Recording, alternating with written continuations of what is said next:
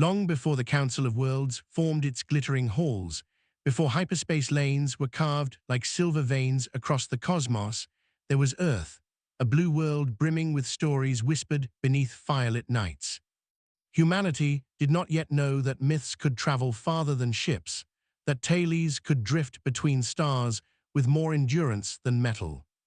And somewhere in that distant age, a child named Lyra sat beside her grandmother, listening as the old woman wove a story of giants who once strode across the mountains and of spirits who guided lost travelers home. Those stories nestled into the child's heart, and when Lyra grew, she told them to others, adding her own threads, her own colors, her own wonder. Unseen, these tales gathered something like momentum, for stories, unlike matter, did not require engines to travel, only listeners willing to carry them further.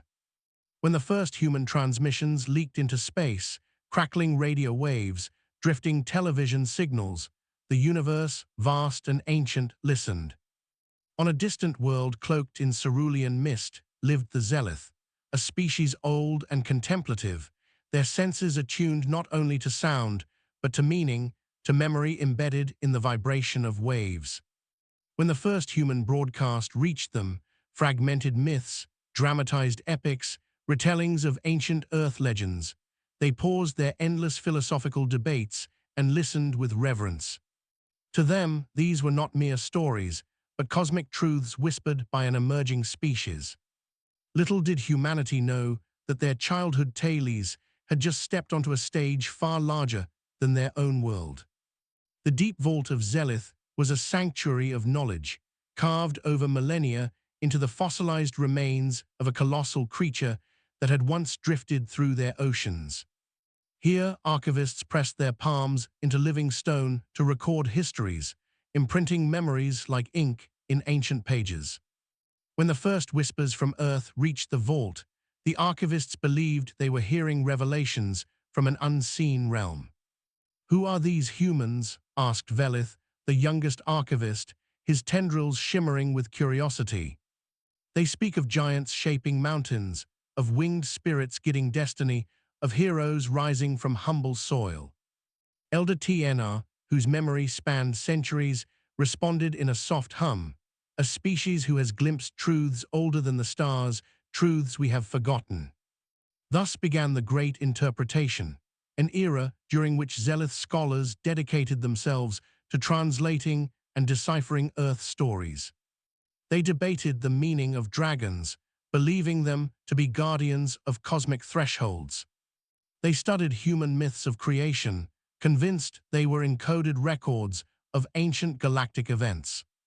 Even fairy tales, those light, whimsical stories humans told children, became, in the vault, philosophical scriptures studied with grave academic rigor. As more transmissions arrived from Earth, this time more organized, more deliberate, the Zealth saw patterns, connections, grand structures hidden beneath the surface of human imagination. They never considered the possibility that these were stories crafted for entertainment, for comfort, for wonder. To the Zealth, humans had become mystics of the blue star, keepers of forgotten cosmic truths. And so Earth's ancient tales began their transformation into alien legends.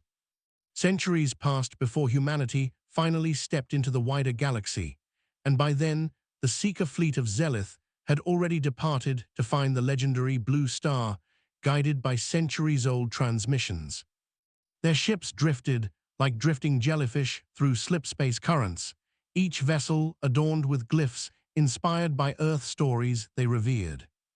On the lead vessel, the Harmony of Origins, Velith, now an elder, watched the swirling cosmos and wondered what truths awaited them. When they reached Earth, humans were astonished to find an alien fleet arriving not as conquerors nor explorers, but as pilgrims. The United Terran Coalition scrambled diplomats, linguists, anthropologists, and cultural mediators, unsure what to expect. But when the Zealth transmitted their first message, humanity fell into stunned silence. "Greetings, mystics of the blue star," Velith declared. "We come seeking wisdom from the keepers of ancient cosmic law." The diplomats exchanged confused looks, whispering among themselves. Cosmic law, did they mean folklore? Once the misunderstanding became clear, humans attempted to explain that myths were symbolic, cultural, imaginative, stories told for meaning rather than literal history. But the Zealth would not hear it. No, Velith insisted gently, stories cannot be just stories. Every myth contains the echo of truth. Thus began one of the strangest cultural exchanges in galactic history. Conferences were held across orbital platforms, where human mythologists faced off against Zealth archivists in debates that lasted days. Humans explained the evolution of myth, how stories changed through generations, shaped by culture, imagination, and symbolism. The Zealth countered that no civilization could invent such profound truths without remembering fragments of cosmic history. When humans told them the story of Icarus, the Zealth concluded it was an encoded warning about early civilizations dabbling in unstable warp drives. When humans spoke of dragons, the Zealth insisted they were symbolic memories of the Leviathan Starfarers, ancient cosmic beings rumored to have shaped the first galaxies. Even simple fairy tales became cosmic allegories under Zealth interpretation. The story of Cinderella was believed to represent the ascension of a low-energy world into a Type I civilization. Little Red Riding Hood was seen as a parable about predator civilizations lurking beyond uncharted regions of space. Eventually, humanity realized something profound.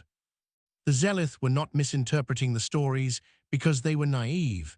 They were interpreting them through their own cultural lens, a worldview where memory was sacred and narrative was a form of truth.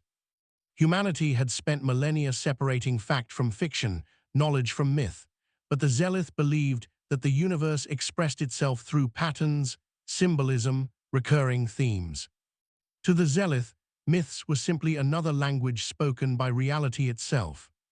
Thus arose the concordance of myth, a shared effort between humans and Zealth to bridge their understandings, combining human literary analysis with Zealth symbolic philosophy. Decades later, Earth and Zealth co-authored the first galactic compendium of mythic truths, a monumental text that reinterpreted human stories in cosmic terms while honoring their cultural origins.